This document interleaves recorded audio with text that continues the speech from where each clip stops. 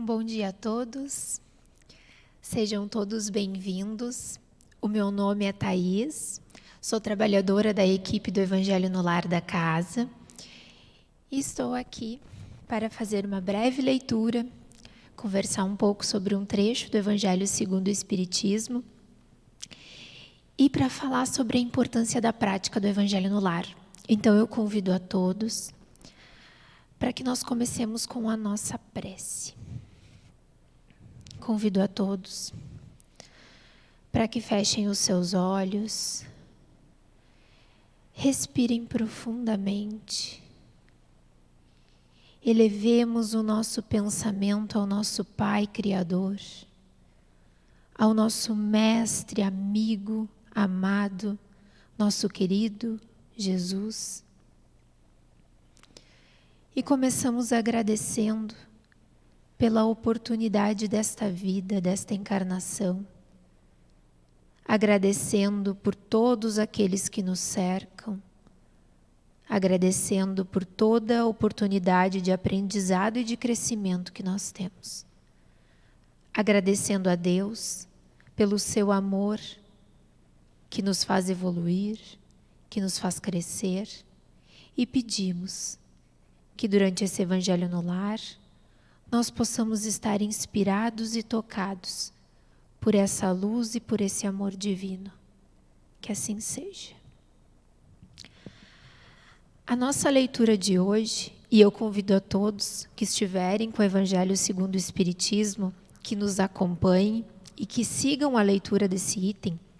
Ele se encontra no capítulo 1, Eu não vim destruir a lei, é o item 8, Aliança da Ciência e da Religião. Eu vou ler essa primeira parte e nós vamos conversar um pouquinho sobre. A ciência e a religião são as duas alavancas da inteligência humana. Uma revela as leis do mundo material e a outra as leis do mundo moral. Mas umas e outras, tendo o mesmo princípio que é Deus, não podem se contradizer. Elas são a negação uma da outra. Uma necessariamente é errada e a outra é correta, porque Deus não pode querer destruir a sua própria obra. A incompatibilidade que se acreditava ter entre essas duas ordens de ideias prende-se a um defeito de observação e há muito de exclusivismo de uma parte e de outra.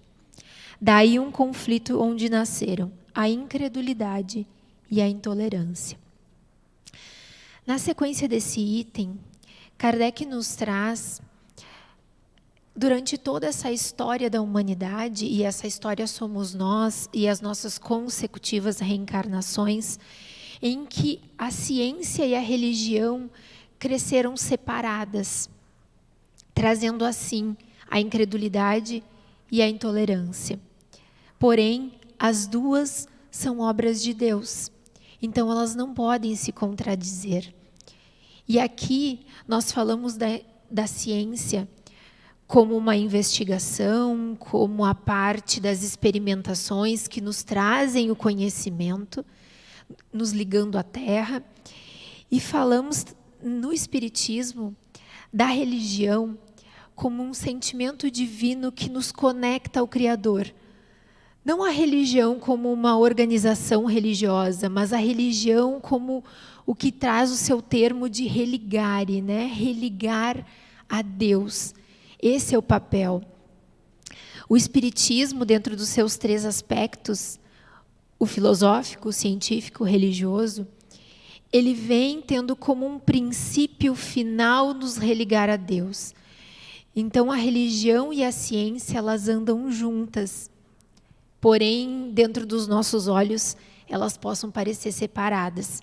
Quantos de nós chegamos à doutrina espírita em busca do seu aspecto científico, ou do seu aspecto religioso, ou do seu aspecto filosófico, e no decorrer dos estudos e no decorrer do quão isso vai passando da razão para o coração, a gente entende que isso tudo está unido, que elas não estão separadas. Eu li em algum momento uma comparação que é muito interessante, que compara a ciência e a religião a dois rios, obras de Deus. Né? A gente costuma associar a natureza, porque é algo que, se existe, se eu trouxer um quadro e mostrar um quadro e dizer que ninguém fez, fica difícil acreditar que ninguém fez. E assim acontece quando nós olhamos para a natureza. Então, pensar em a ciência e a religião como dois grandes rios, que eles nascem, crescem por direções, por caminhos diferentes, e nesses caminhos eles trazem progresso, eles trazem crescimento, eles trazem vida. Né? As grandes civilizações antigas, elas começaram ao redor dos rios, porque ali ocorriam as plantações. Então, eles crescem por caminhos diferentes, mas, no final, eles se unem ao mar. E a representação do mar como a sabedoria. Essa sabedoria que nos faz com que a gente consiga se conectar a Deus, a criação, entender a grandeza e pensarmos no universo, por exemplo. Né? A ciência nos trouxe... Hoje é muito mais fácil a gente conseguir entender a religião, entender a criação através do espiritismo, por exemplo, sabendo a respeito dos espíritos, da evolução, das leis morais, das leis espirituais, compreender um pouco mais e expandir em questão de consciência, de conhecimento, de moralidade. Quando a gente fala do Evangelho no Lar, por exemplo, né, que o Evangelho, como a nossa ligação com Jesus, os ensinamentos que Jesus nos trouxe, a grandeza desse ser espiritual que é Jesus, esse ser que evoluiu como nós evoluímos, como nós estamos evoluindo, conhecedor de todas as ciências, conhecedor da nossa psique, que nos auxilia, esse grande psicólogo, químico, físico, que deixou dentro do seu evangelho, em pequenas, em frases curtas, conhecimentos que a ciência ainda está desvendando. E que o que tem hoje de imperfeito e de que não responde, tanto na religião quanto na ciência, não depende do que elas afirmam, mas sim das nossas questões ainda serem descobertas, porque nós ainda não chegamos na capacidade de talvez uni-las completamente. Então, hoje, quando a gente fala, por exemplo, do Evangelho no Lar, e que dentro do nosso lar nós estamos todos conectados, é muito mais fácil entender essa conexão, entender esse momento de reunião familiar, onde a gente coloca uma água para fluidificar, onde a gente convida toda a nossa família para estar reunida, ouvindo as palavras. Que isso foi aconselhado por Jesus. As outras religiões, né, têm o hábito também de se reunirem e fazerem essas leituras. Hoje é muito mais fácil a gente entender a conexão que existe entre nós, encarnados, entre os desencarnados, por exemplo, porque nós já conhecemos conexões. Nossos celulares, nossos aparelhos de TV, hoje numa casa a gente tem uma conexão Wi-Fi, por exemplo, né, que conecta todos os aparelhos. Então, por que nós não podemos estar todos conectados dentro de um lar?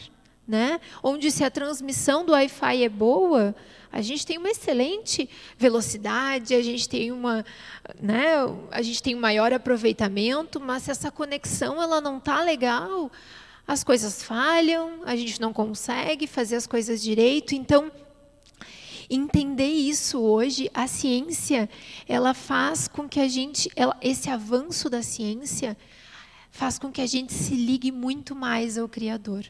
Então, esses rios acabam se unindo, né? Nos trazendo sabedoria, nos trazendo crescimento, nos trazendo a grandeza de Deus, a possibilidade de enxergar a grandeza do universo, entender que existe uma inteligência maior e que a base disso tudo é o amor.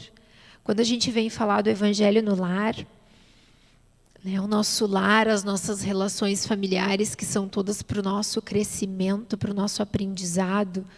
Falar, e aí a gente pode expandir para N questões, que todas as vezes que a gente vem falar do Evangelho no Lar, a gente consegue trazer questões diferentes dentro dos ensinamentos para dentro dos nossos lares, né? Então, onde a base disso tudo, a base do Evangelho no Lar e tudo que ele nos proporciona e tem como objetivo é fazer com que nós trabalhemos o amor, né? O amor nas suas diversas percepções. A ciência nos traz o amor como uma força gravitacional que une todos os seres. A filosofia nos traz o amor como uma razão de viver, a razão de existir, né? E a religião como Deus. Então, quando a gente vem falar da prática do Evangelho no Lar, é sobre todos esses aspectos, seja qual for o aspecto, hoje é mais forte, vibre mais forte dentro da gente, né? Então, esse é o convite que a gente vem sempre fazer para a importância da prática do Evangelho no Lar, para que nós possamos cada vez mais crescer, navegar nesses rios, né, e entrar no mar da sabedoria. Então, esse é um convite, e eu convido a todos para que a gente possa encerrar com a nossa prece. Agradecendo ao nosso Pai Celestial pela bênção de estarmos podendo crescer, e nós pedimos humildemente que nos auxilie nesse aprendizado, nos auxilie nesse crescimento, nos auxilie na prática do amor, seja em qual visão, em qual percepção nós conseguimos ter nesse momento. Pedimos a todo o auxílio de Jesus, dos nossos mentores, para que nós possamos estar cada dia mais conectados à força de Deus, ao amor de Deus. Que assim seja.